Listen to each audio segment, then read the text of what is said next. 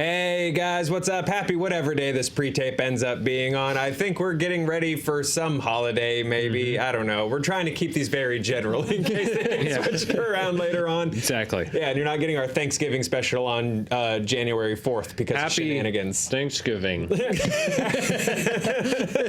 the day before Thanksgiving. I hope you had an excellent I'm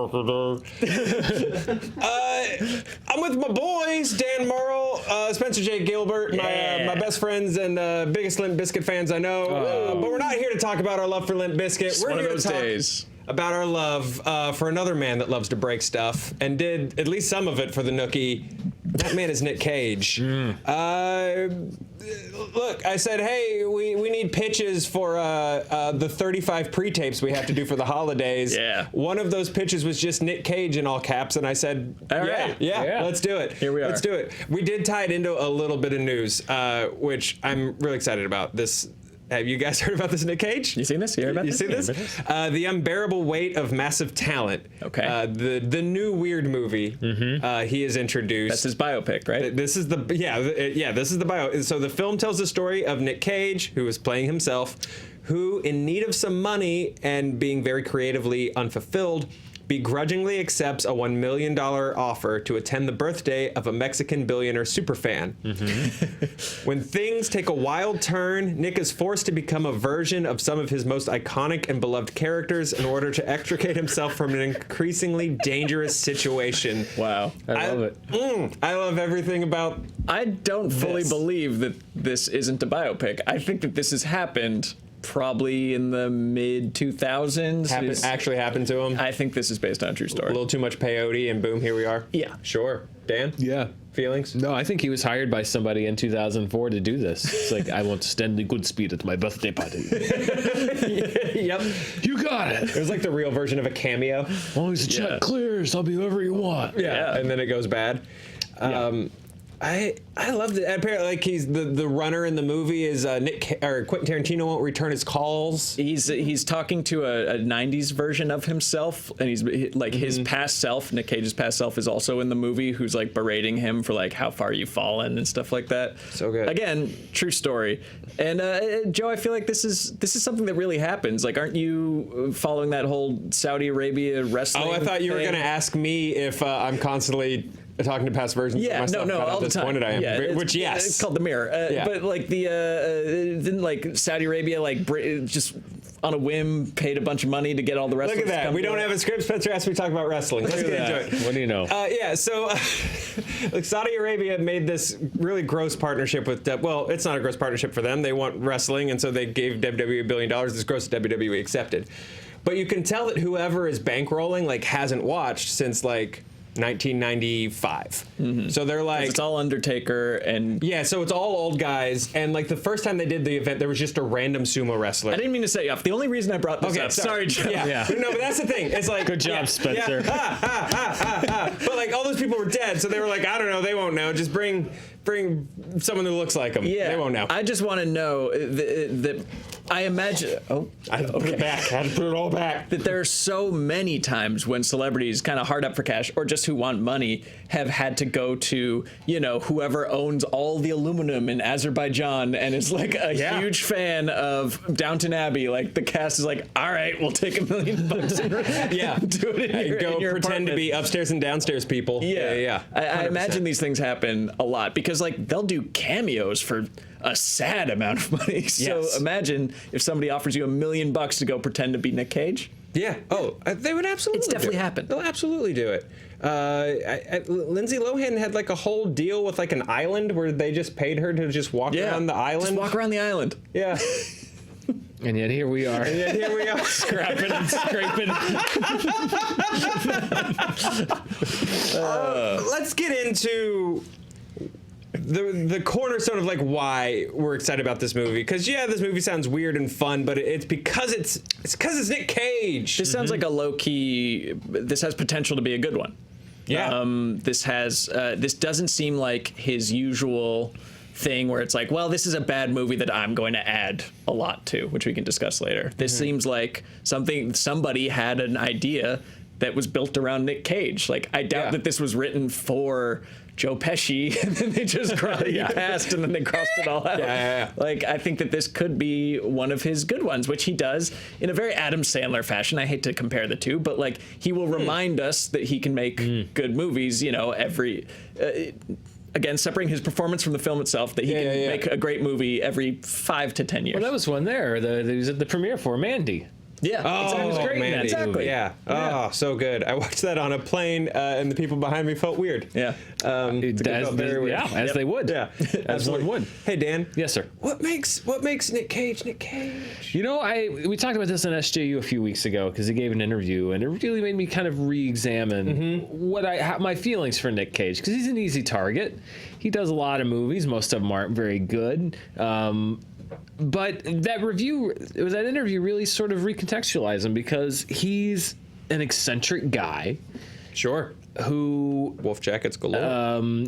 he made some bad investments. He likes to spend his money. Yeah, but as he said, the press covers all of the crazy, extravagant ones like dinosaur bones and stuff, which a lot of it is, you know, as he mentioned, is a little bit exaggerated, but a lot of it was just like bad land deals. He bought too many too many castles. Yes, he had a large amount of money, and he invested it poorly. But also when he talks about the movies that he does, you know, it's not this desperation necessarily about it. When he talks about his choices, he's just an actor who likes to act. He likes to just do weird stuff. He gets turned on by weird ass movies, and sometimes they turn out good, and most of the time they don't. And I'm sure he probably took some for a paycheck every once in a while.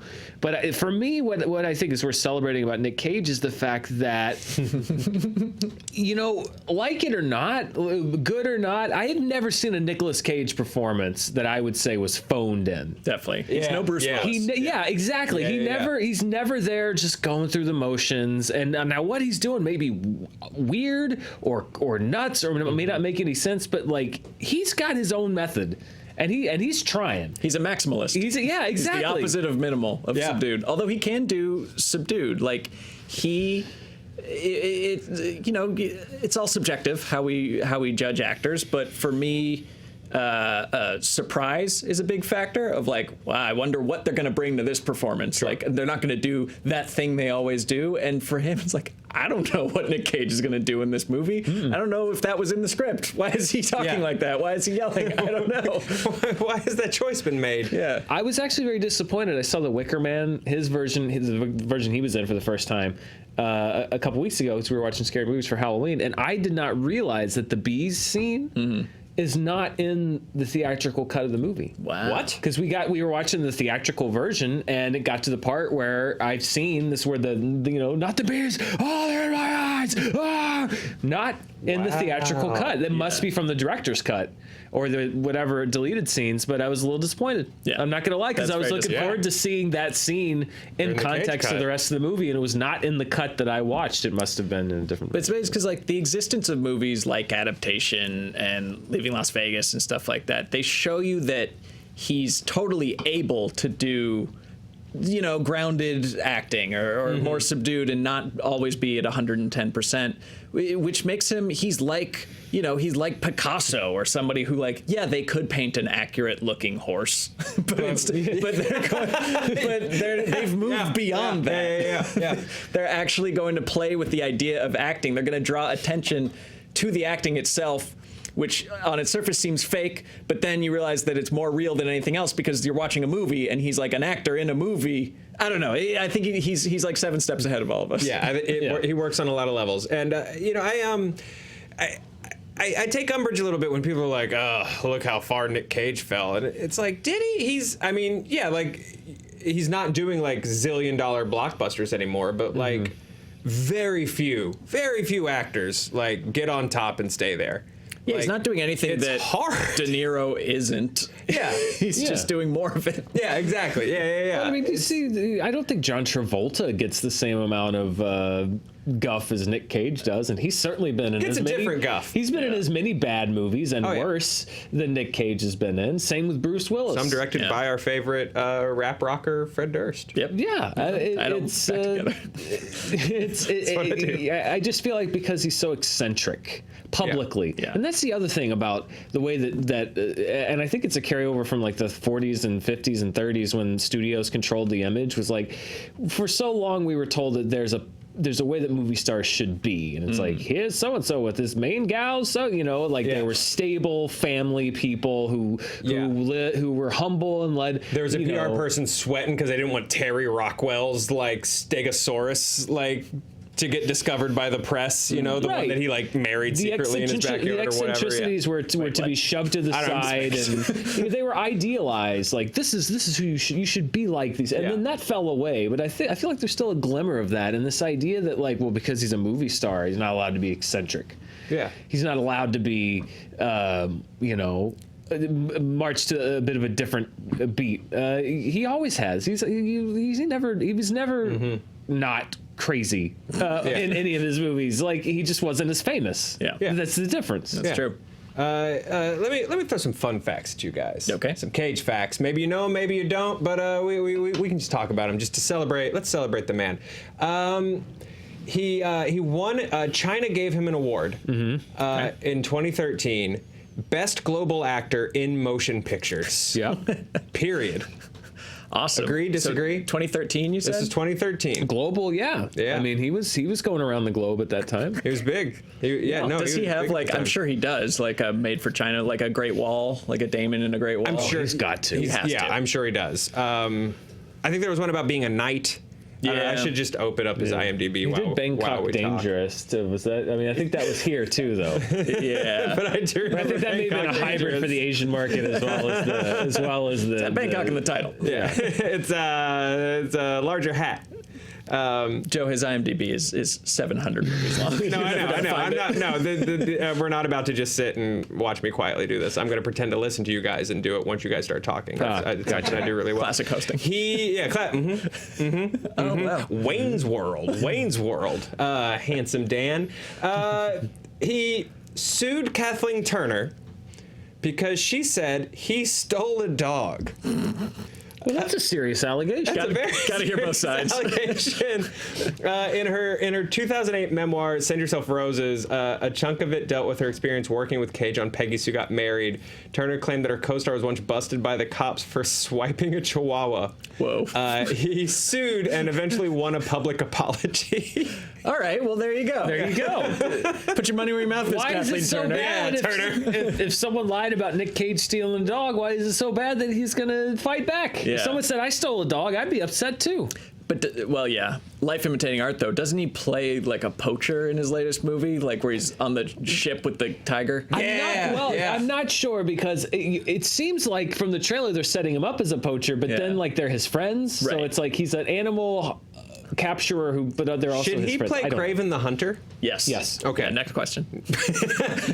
He's a hero. He once saved he and his wife's lives. He woke up in the middle of the night in his home. He's next to his wife, and in their room, sitting on the foot of his bed, there was a man completely naked, except wearing his leather jacket, eating a fudgesicle from their freezer. Mm-hmm. Well, and he talked the man. He told me down in Face Off that I was allowed to do that. That was what the whole second act of the movie was about. It was a message to me. I felt like it was giving me permission to get in his bed. I don't know how you can miss that. I want his face off and my face into one of his fudgesicles. Yeah. It's a weird thing for me to say. So he got the guy out of the house without incident and then like moved, obviously, because once one naked guy with a fudgesicle. Once you get one naked fudgesicle guy, they're just gonna start. It's like a parade of naked fudgesicle guys. We had an infestation of those at my old place. It was the worst. This is not surprising. He'll be buried in a pyramid. Yeah, we knew that. Yeah, we knew that. Come on. The New Orleans pyramid. Give something big. Yeah.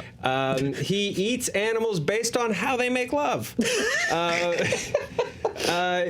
or at least at one point he said this, his diet was that he only ate animals who are, quote, dignified when they mate, like birds and fish. Fish. He refuses to eat another fish. He refuses. It's beautiful. They inject it into the ocean like beasts. Yeah, it's love. The isolation of the lovemaking is something is More really kind dignified. of just yeah. He refuses to eat any living thing that has sex in a way he doesn't find attractive. Dan, Well, that's certainly his right. it's an American. Yeah, I don't eat broccoli. Well, why is my rationale for not eating broccoli any different than his rationale for not eating the meat of animals whose sex he I finds? can't imagine off-putting? chicken sex is dignified. I haven't seen it. I'm not a farm boy. Farm boy. Farm boy. I think Farmbo's an app to find farm boys. Yeah. Hey, I are imagine you there's lonely? Sign up for Farmbo. Farm boy. Where Farmbos meet other Farmbos. Yeah, I mean, I imagine it's a flurry of beaks and feathers, and then an egg pops out. Maybe he finds that dignified. Okay. All right. And the chaos calms him. Yeah. We've talked about his acting technique on the show before. Nouveau shamanic. Nouveau shamanic, yeah. Nouveau shamanic, which I would have much rather learned than whatever attempt at method like my acting teachers in Bowling Green, Kentucky had tried to teach me. Like I would much rather take an acting course on whatever this is. Yeah, open your third eye. Yeah, absolutely. Well, it's like he has like little items and they're like totems and he keeps them on. So he on was his talking person. about, I think, in Ghost Rider, he sewed Some ancient thing. a totem into relic. his jacket, and so he always had this like relic on his person. Yeah. I like Whatever works for him, man. Yeah, whatever works, whatever you need. Not just dealing with naked fudgesicle, guys. Sure. He also had a mime for a stalker once. Never hear him coming. A mime? Yeah, never saw that. Okay. The guy walked right up to Cage and was just like, Oh no! I'm in a box! so while he was filming Bringing Out the Dead, an obsessed mime showed up multiple times on Oh set. God. And just, Cage eyes! Get that mime away from me! Get him away! Oh, I got a pet octopus! That's crazy. So let me ask you though, if a mime tried to kill you, would he actually try to kill you, or would he mime kill you? I think it would. Yeah, he would mime the. Yeah. Okay. It would all be mime. So sorry, he was filming Bringing Out the Dead, and No, this mime showed kept up? showing up on set, and like. That's still the most terrifying profession to be stalked by. Yes. Yeah, I easily. agree completely. Do you have one that beats it? I'm trying to think. Clowns are played out. Clowns are Yeah, played clowns are out, played- but they mime can make is a noise. kind of a clown. I'm trying to think. It's like a specialized. Yeah, it'd have to be a very Specialized specialized. I don't know. Yeah, mime is pretty terrifying. Yeah. To be Yeah. stalked by. Or Well, he had a maybe, pet octopus too. I think we knew that. Okay. And that's not surprising. Like that guy. I imagine he's got a variety Yeah. of fish. Yeah, he Probably probably knows so much about fish sex. Yeah, Kathleen Turner probably says he's So stole the octopus too. Just the way a squid wraps itself around its mate. Yeah. Oh, what's my? I have no Nick Cage voice. No, it's pretty good. I'm not Dan bad. Murrell. I'm not Dan Murrell. Mine at all. is barely. I want to do this. I wanted to talk our favorite Nick Cage movies by way of curating the ultimate Nick Cage film festival. But before we do that, let me do the call outs that we do on this Call him show. out. There he is. Call out this man. Yeah. Hey, Hey, welcome to the show. this month. Whoa! See you later. Oh, goodbye. Hey, how many years? We had no idea the TriCaster could do any of these things. What have we been missing on all these years? This show- This show- Nicolas Cage could have popped up on this show at any time in the last few years that Oh we my never God. knew. No idea he was under this desk all I along. can like- summon it's fire and throw it at Spencer. Like this show's so Well, crazy. and it's and, like I it's like mad at like Prove it's it. got that. That's what the figuratively what's been happening on the show for years. Yeah, and now On we can fire. actually do it, guys. We've been using November to give a shout out to Big Brother, Big Sister. It's an amazing organization. It's really cool to sort of find out by volunteering for a group like this, like sort of how much you actually have to contribute as a person and how much value you can give someone. I had mentioned the other day, it was I was trying to figure out ways to like tie this one into pop culture or whatever, because that's what we do here. And someone responded on Twitter, and they mentioned, I volunteer for Big Brother and Big Sister, and you want to tie it back. Like, sometimes all these kids want is just someone to like watch a movie with them. Like, it's, you know, just like really, you don't have to be, I don't know, a weird like super dad, like the annoying dad from a movie that does everything right, and then you're the dad who's like, oh, I gotta sorry, in my head I was like, I'm spoiling the Honest trailer, but the Honest trailer already happened. Yeah, like Phil Hartman in Jingle All the Way. Yeah, No, you're talking about the Chevy Chase camping movie. What was that called? Man of the House? Man of the House. He's talking about Man of the House. 100% talking about Man of the House. Yeah. Vin Diesel, the pacifier. You don't have to be him. You don't have to be Vin Diesel, the pacifier, to make a difference in a kid's life. That is the new official copy for Big Brother, Big Sister. Yeah. We've got links in the description. Please check them out. Find out how you can volunteer. Find out how you can get involved. That said, let's curate a film festival. All right. Let's do this. Cage Fest. Yeah, let's rage in this cage. Dan, you're a better person than me all around. What does a solid film festival need? Well, like, it needs marquees. It needs. Well, if you're talking like your average three-day film festival, right? And I assume it's a weekend, right? Well, opening night, you need something splashy. You need something that's going to draw in a big opening night crowd. Yeah. Then you got your days are usually maybe a little more niche. Yeah, maybe a little especially more niche. early in the day. Especially early in the day. Yeah, documentaries or perhaps deep cuts. But then I think at night you also want to kind of go fun, particularly on like a Saturday night. Like a Saturday night's your fun night. Yeah. Saturday night's like a big fun event. Sunday again you go niche, and then I think Sunday night you've got like a big like a celebratory thing. So I think you go close splashy, the festival fun with a big with the prestige good one. Yeah. that everyone wants to see. I think for the sake of this, he's there. Sure. Yeah. I think that's part of the charm of this thing that we've completely made up, where we can say anything happens. Nic Cage is there in a full Superman costume, to discuss his movies. Oh, that should be. I think if we're planning it upcoming, we should plan on Friday night being the premiere of this. What is this? The unbearable weight of being massive talent. Massive talent. Let's say that's our opening night film, new movie. Cage is there. Yeah. Director, Q&A, all that stuff. I think that's your opening. Yep. And then we're going to deconstruct from there. Yeah. Reception. Yeah. All that stuff. I think I don't know what. Then Saturday during the day, we'll need some like funsies. I think didn't they make a documentary about his Superman movie? The Death of Superman Lives by the late great John Schnepp and Holly Payne put it together. So yeah, I think definitely you program that. And again, I think you got to have Cage there for that too. Yeah, to lend some That's maybe a insight Saturday afternoon leading into the Saturday. Yeah, so either that or maybe this is Sunday daytime. Is I want the shorts portion curated by Nic Cage of just the weird films that he's come across in his travels, and the ones that speak to him and inform his so like an afternoon where he's like, here's I hadn't even thought about that. Or like self-curated Max Fleischer Superman shorts, like Nic Cage's favorite Superman, or maybe you fold that in as like his crazy stuff and like Superman cartoons. Yeah, I agree. Because in that interview, like he is such a cinephile that the big in-depth was GQ or something like that. I'm trying to remember, Esquire, GQ, Rolling Stone, one of those. Yeah. The most recent big profile on him is like he is pulling out references that would make Scorsese blush. It's like old 30s, serials and black and white stuff. With, it's like, you guys aren't familiar with mid 80s Easter Island Grindhouse? Yeah, exactly. Okay. I would like to be. So I want him to have a portion where he programs like a bunch. Oh yeah, that's good. Agreed. That's good. Agreed. I feel like there's a section where it's like here's the wacky cagey stuff, like the not the bees. Yeah. Portion. Well, you want to be able to have a pavilion where you can wander around and look at different like items that he's collected. Yeah. Yes.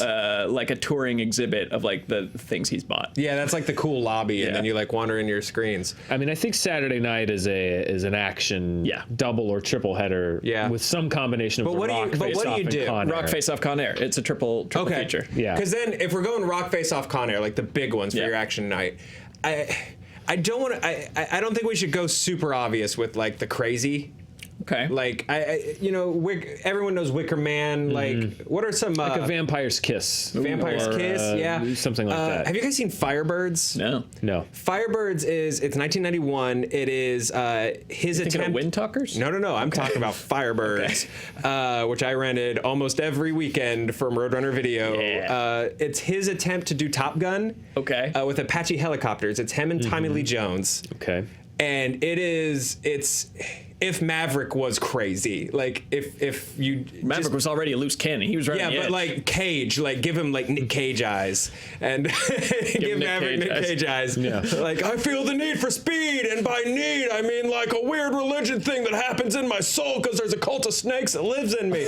But like flying an attack helicopter. Yeah. Sweet. It's, I gotta see that. Yeah, that'd be my pick for crazy. Like Vampire's Kiss. What's your favorite like go-to crazy Nic Cage? I mean, you can't beat Face Off. I'm sorry. Like the combination of the crazy with an enormous budget and like no restraints on scope. Like you'll never top that. Yeah, and the challenge of him like playing someone else. Yeah. And it really is 4-quadrant like bonkers. Yeah. What are we closing out with? What's our big?